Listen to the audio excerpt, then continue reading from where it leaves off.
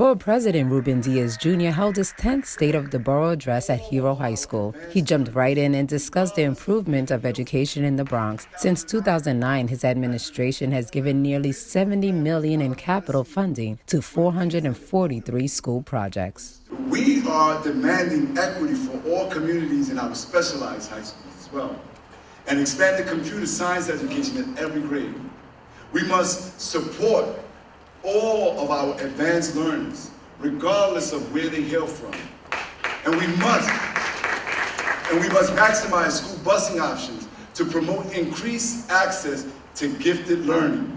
The borough president also brought up H.E.R.O, which has been under fire for keeping their residents in poor living conditions. He says it's time for them to be shamed, even if it's through social media, encouraging everyone to use #CleanUpNYCHA. And I'm going to work hand in hand with the borough president on our proposal to protect H.E.R.O residents. If you are not getting full service, why should you pay full rent? He also spoke on his continued fight on not having a jail built in the Mott Haven section of the Bronx, and rather let the community continue to thrive with businesses and schools. Being a DA that's responsible for prosecuting crimes on Rikers Island, a lot of the violence that happens is during the time when inmates have to be transported.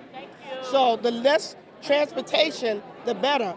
And to me, if it's at the courthouse, it'll be better. I'm very excited, very happy, to see kind of like the history and the trajectory of the Bronx, where we started, where we've been, and where we are right now, and where we're soon to go. I always say to everyone, it's all about the journey, and we just heard about the journey. And I tell everyone that the Bronx is going through a renaissance, and this is proof that we're up and coming and that we're going to make it happen. It's important that we no longer measure our success by how far we can get away from the Bronx, or else things will never improve, and we will leave the gates open for people who are not from here to develop our community, and we will lose culture in turn. The speech was well received, but what brought everyone to their feet was the announcement of Camp Jr. in honor of Lissandro Guzman Feliz Jr. I am honored to announce the founding of Camp Jr.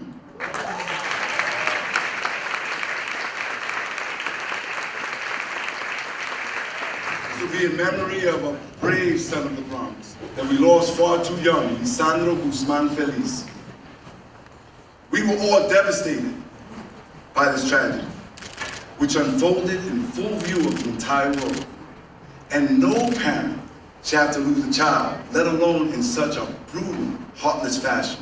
Junior's mother, Leandra Feliz, was in attendance and said that the camp is necessary to save other kids' lives and that she is pleased that her son's name will live on. That's all what I want, to keep my son's name alive. The borough president closed the speech by reminding Bronxites to participate in the 2020 census next year without fear of disclosing their citizenship.